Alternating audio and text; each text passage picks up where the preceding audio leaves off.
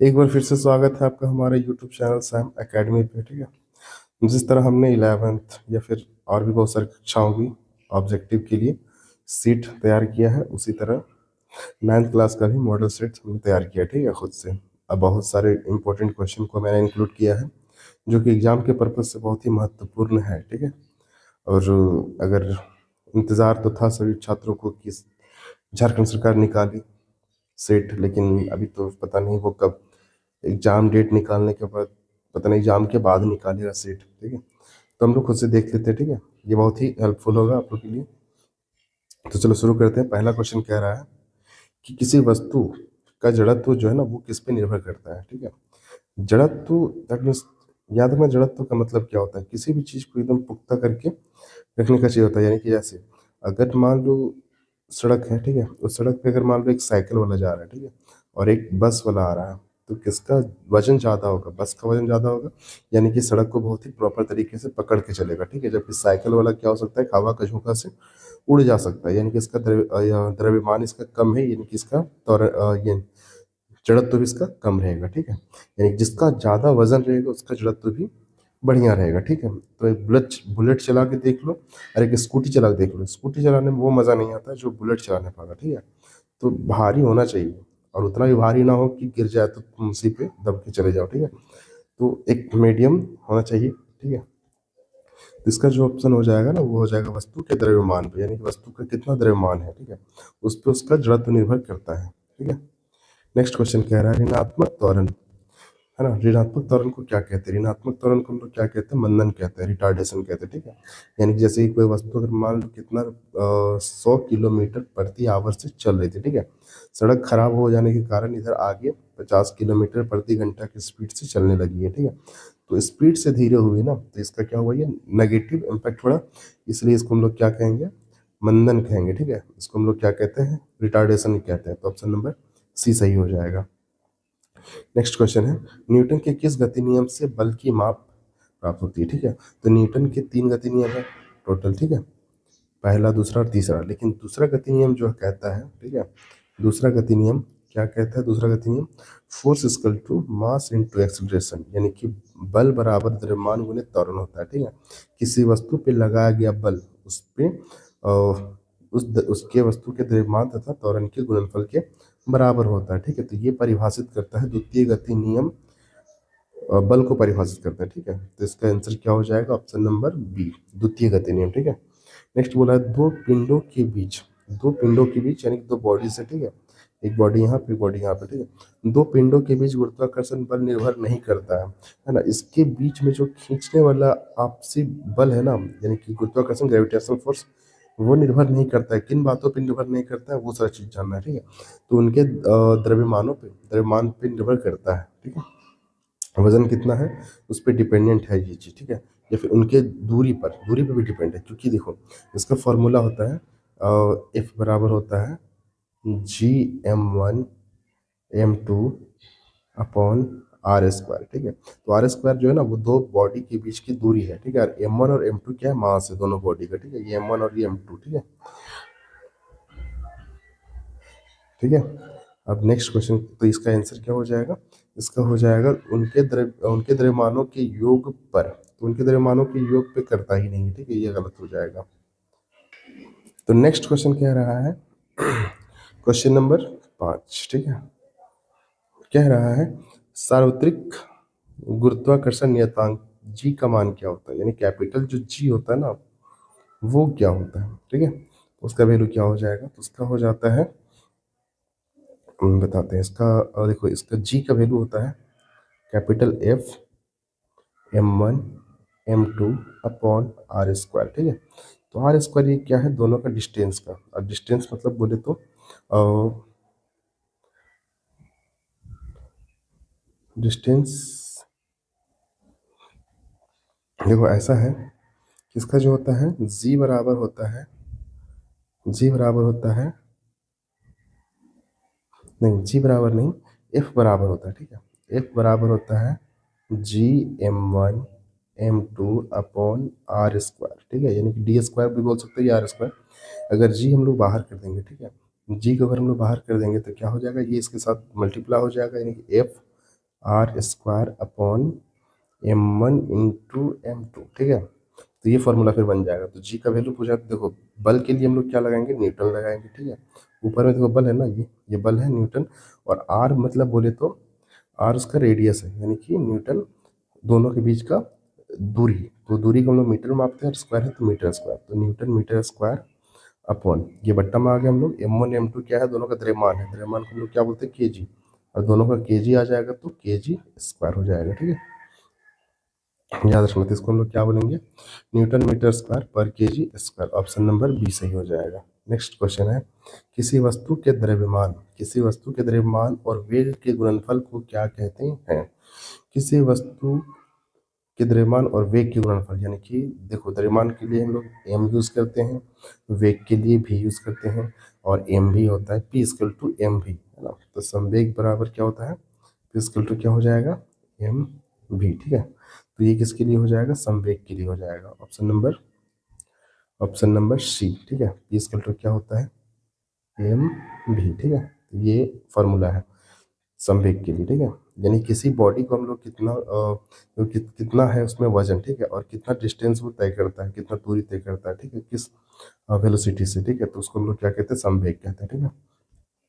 Next question कह रहा है, तरल पदार्थ द्रव और गैस द्वारा उत्पन्न की द्वारा ऊपर की ओर लगाया गया बल को हम लोग क्या कहते हैं, ठीक है।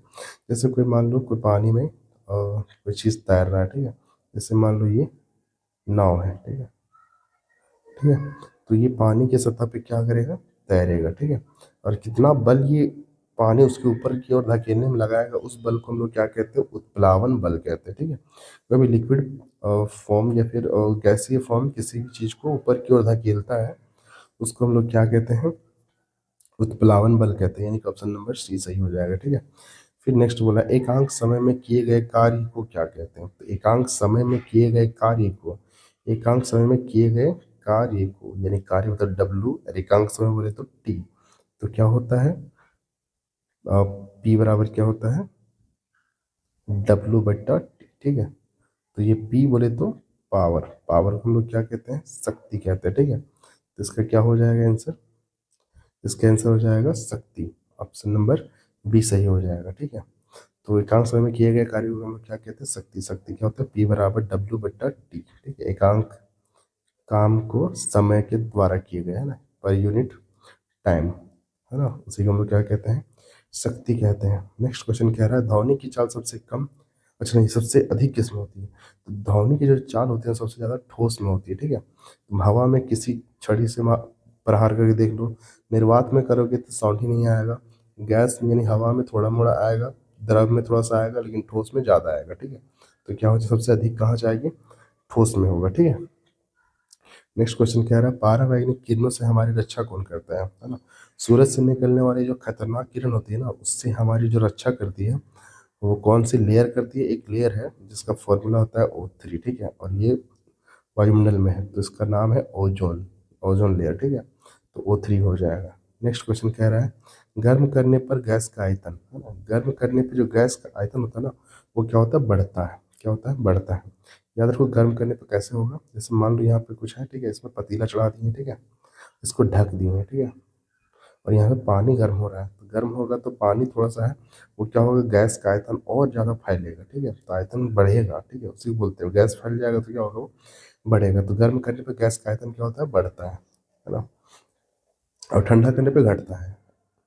और नहीं समझ में आ रहा, देखो ये क्या है, ये मान लो मंगरी है, ठीक है, इसका बाल जो है ना भींगा हुआ है, भींगा हुआ में क्या रहता है, एकदम सूखा हुआ रहता है, ठीक है, और जैसे सूख जाएगा वैसे तो एकदम पूरा भयानक हो जाएगी, चुड़ैल जैसा, ठीक है।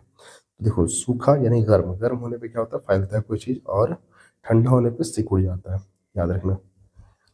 अब क्वेश्चन है अगला, क्वेश्चन नंबर 12, वहाँ प्रक्रिया जिसमें ठोस सीधे गैस में बदलता है क्या कहलाता है, ठीक है। तो जो भी ठोस है वो सीधे लिक्विड में ना बदले, सीधा वो क्या बदल जाए, गैस में बदल जाए, वो क्या कहलाता है, ऊर्ध्वापातन कहलाता है ना, सब्लिमेशन कहलाता है। ये होता है कपूर में, ठीक है, याद रखना। कपूर जो होता है ना, वो लिक्विड बने बिना ही गैस बन के उड़ जाता है, ठीक है। नेक्स्ट है, निश्चित अनुपात का नियम किसने प्रतिपादित किया था। तो निश्चित अनुपात का नियम किसने प्रतिपादित किया था, ये है प्रॉस्ट, ठीक है। ऑप्शन नंबर बी सही हो जाएगा। नेक्स्ट क्वेश्चन है, हाँ, तत्व के सबसे छोटे कण को क्या कहते हैं, है ना? सबसे छोटा जो कण होता है उसको हम लोग एटम कहते हैं, यानी कि परमाणु कहते हैं। ये बात पता होगा। सोडियम, सोडियम का सही इलेक्ट्रॉनिक विन्यास कौन सा है? सोडियम का जो सही इलेक्ट्रॉनिक विन्यास है वो है 2 8 और 1, ठीक। 2 8 और 1, K L M और ये पढ़े होंगे, K L M और N, ठीक है। इसमें 2 कैपेसिटी रहता है, इसमें 8 रहता है, इसमें 16 रहता है, इसमें 32 ऐसा करके रहता है, ठीक है। तो उसी से है कि पहले 2 होगा, फिर 8 होगा, फिर 1 होगा, यानी सोडियम का इलेक्ट्रॉनिक विन्यास कितना है? 11 है, ठीक है। यानी 11 में आता होगा। नेक्स्ट क्वेश्चन है, कैथोड किरणें किससे बनी होती है? तो कैथोड जो किरण होती है ना वो इलेक्ट्रॉन से बनी होती है, ठीक है। ऑप्शन सी सही। नेक्स्ट बोल रहा है, परमाणु के नाभिक की खोज किसने की थी? तो परमाणु की जो नाभिक की खोज है ना वो रदरफोर्ड ने की थी, ठीक है। जे थॉमसन ने इलेक्ट्रॉन की खोज किया था, ठीक है। प्रोटॉन की खोज गोल्डस्टीन ने किया था, और जेम्स चैडविक ने न्यूट्रॉन का खोज किया था, और नाभिक की खोज किसने किया था? रदरफोर्ड, ठीक है। नेक्स्ट क्वेश्चन क्या है, कैल्शियम कार्बोनेट का रासायनिक सूत्र क्या है? तो कैल्शियम कार्बोनेट यानी कि CaCO3, इसको संगमरमर पत्थर या चूना पत्थर भी कहते हैं, ठीक है। तो ये होता है इसका फॉर्मूला। और ये है तुम्हारा, ये है कैल्शियम ऑक्साइड, ये जिस बुझा हुआ चूना का है, ठीक है। ये बिना बुझा हुआ चूना है, और ये देखो बुझा हुआ चूना है, इसमें पानी मिलाया हुआ ये चूना है, ठीक है। और ये क्या है? Calcium chloride. नेक्स्ट है, एक ही तत्व के वे परमाणु जिनकी परमाणु संख्या समान हो लेकिन द्रव्यमान संख्या भिन्न भिन्न हो, उसे हम लोग क्या कहते हैं? समस्थानिक कहते हैं, ठीक है। एक ही तत्व जिसके परमाणु, जिनकी परमाणु संख्या समान हो लेकिन द्रव्यमान संख्या क्या होता है? भिन्न भिन्न होता है। जैसे जैसे कार्बन, ठीक है। कार्बन कितना में आता है? 6 में आता है, ठीक है। इसका 12 होता है परमाणु द्रव्यमान, और एक कार्बन 6 में आता है, लेकिन इसका कभी कभी क्या होता है? 14 हो जाता है, ठीक है। तो ये क्या कहलाएगा? द्रव्यमान भिन्न हो, तो ये क्या कहलाता है? समस्थानिक, ठीक है। एक ही तत्व के वो परमाणु जिनकी परमाणु संख्या समान हो, परमाणु संख्या क्या है? समान है, लेकिन द्रव्यमान क्या हो? भिन्न भिन्न हो, तो इसको हम लोग क्या कहते हैं? आइसोटॉप्स कहते हैं, यानी कि हाँ, समस्थानिक कहते हैं। और ये दोनों जब सेम हो जाएगा, दोनों, ये दोनों भार होता है, ठीक है। दोनों सेम हो जाएगा तो क्या कहलाएगा? समभारिक कहलाएगा। ये दोनों क्या है? अलग अलग है। ऐसा आर्गन और कैल्शियम में होता है, ठीक है। नेक्स्ट हम लोग देखेंगे तो इसका क्या हो जाएगा? समस्थानिक। फिर बोला है, जीवन की मूलभूत इकाई क्या है? तो जीवन की जो मूलभूत इकाई है ना वो है कोशिका, यानी कोशिकाओं से ही पूरा शरीर क्या है? डेवलप है, ठीक है। ऑप्शन सी यहाँ पे सही हो जाएगा। नेक्स्ट क्वेश्चन कह रहा है, पादप कोशिका में कोशिका भित्ति, पादप कोशिका में जो कोशिका भित्ति होती है ना वो किससे बना होता है? तो वो सेल्यूलोज से बना होता है ना। याद रखना, कभी भी पादप कोशिका में देखना, पेड़ पौधे के लिए जब भी ये बना होता है ना वो किससे बना होता है? सेल्यूलोज से बना होता है, सेल्यूलोज, ठीक है। ऑप्शन सी सही। नेक्स्ट क्वेश्चन है, लाइसोसोम को क्या कहा जाता है? तो लाइसोसोम को क्या कहा जाता है? आत्महत्या की थैली, ठीक है। किसी बॉडी में लाइसोसोम क्या काम करता है? आत्महत्या की थैली, यानी कि वो क्या करता है? सभी चीज़ों को पचा लेता है। ऑप्शन नंबर बी सही हो जाएगा। फिर बोला है, पौधों में, पौधों में लचीलापन किस ऊतक के कारण होता है? ठीक है। तो पौधों में जो लचीलापन होता है ना वो किससे होता है? कोलेन कायमा द्वारा, ठीक है। कोलेन कायमा द्वारा होता है। ऑप्शन नंबर बी सही हो जाएगा, ठीक है। नेक्स्ट बोला, हृदय पेशी किस प्रकार की पेशी है? तो हृदय जो पेशी है वो किस प्रकार की पेशी है? अनैच्छिक पेशी है, ठीक है। वो कैसा पेशी है? अनैच्छिक पेशी। आगे क्या बोला है, दो अस्थियों को आपस में जोड़ने वाले ऊतक को क्या कहते हैं? दो अस्थियों को जोड़ने वाले ऊतक को क्या कहते हैं? लिगामेंट कहते हैं, यानी कि दो हड्डी है उसके बीच में जोड़ने वाले भाग को क्या कहते हैं हम लोग? लिगामेंट कहते हैं। ये लिगामेंट कहलाएगा, ये दोनों हड्डी को जोड़ने का काम करता है। पूरा शरीर हड्डियों से जुड़ा हुआ है, ठीक है। तो हड्डी को हड्डी से जोड़ने में कौन मदद करता है? तो वो है लिगामेंट, ठीक है। नेक्स्ट क्वेश्चन बोला है, पेचिस किस सूक्ष्म जीव के कारण होता है? जो पेचिस है, ठीक है, जिसमें दस्त आने लगता है लोग, ठीक है, दस्त आता है बहुत ज़्यादा, तो वो किसके कारण होता है? बैक्टीरिया के कारण होता है, या फिर वायरस, या फिर प्रोटोजोआ? तो प्रोटोजोआ के चक्कर में होता है वो सारा चीज़, ठीक है। खराब पानी, खराब भोजन के खाने पीने से होता है ऐसा चीज़। तो ऑप्शन नंबर क्या हो जाएगा? सी सही हो जाएगा। फिर नेक्स्ट बोला है, काला जार किससे होता है? काला जार किससे होता है? लिस्मेनिया, ठीक है। लिस्मानिया नाम है उस जीव का, ठीक है, जिसके कारण क्या होता है? काला जार होता है। वायुमंडल में, ठीक है, वायुमंडल में नाइट्रोजन की कितनी मात्रा है? कितना प्रतिशत है नाइट्रोजन का? ये बच्चा बच्चा को पता है 78% क्या है, नाइट्रोजन का प्रतिशत है वायुमंडल पे, ठीक है। स्तनधारी जीवों के हृदय में कितने कोष्ठक होते हैं, यानी कि मनुष्यों की जो हृदय है ना, दिल होता है ना, उसमें कितना कोष्ठ होता है, चार। चार दिल का चेम्बर होता है, यानी चार जगह होता है ना। नेक्स्ट क्वेश्चन देखते हैं। किस वर्ग में जंतुओं की त्वचा पर बाल और ग्रंथियां पाई जाती हैं? तो स्तनधारी है ना, हम लोग स्तनधारी है। किधर चला गया है? हम्म, तो किस वर्ग के जंतुओं की त्वचा पर बाल और ग्रंथियां पाई जाती है? तो मत्स्य का तो नहीं होता, इसका तो शल्य होता है, इसका जिनकी सिल्क होता है छोटा छोटा करके। और पक्षी का नहीं होता, पक्षी का तो पंख होता है। सरीसृप का भी मछली जैसा ही कुछ ऐसा आकार का होता है। लेकिन स्तनधारी, स्तनधारी की त्वचा पे क्या मिलेगा, बाल भी मिलेगा, ठीक है, और ग्रंथियां ही पाई जाती है, ठीक है।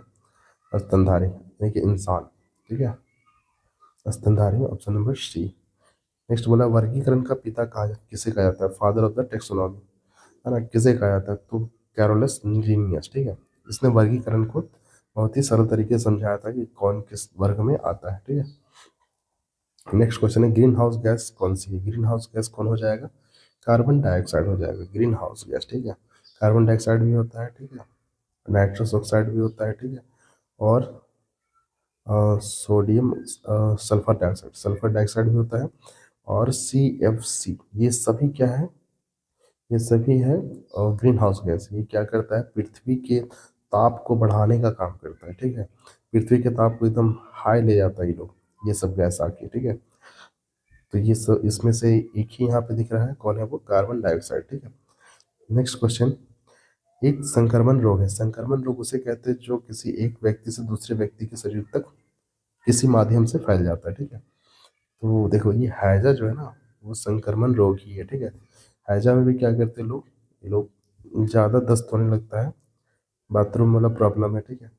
इसमें भी लोग ज़्यादा दौड़ते हैं, तो इसमें क्या हो जाएगा, मान लो अगर ये बाथरूम वगैरह से आया और हाथ पैर सही से नहीं धोया, ठीक है, वायरस से अगर रह गया, ठीक है, और इससे ये मिला, ठीक है, तो इससे इसके पास भी फैल जाएगा, ठीक है, इस तरह से।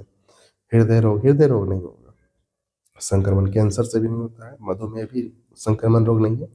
हैजा ही ऑप्शन नंबर सी हो जाएगा।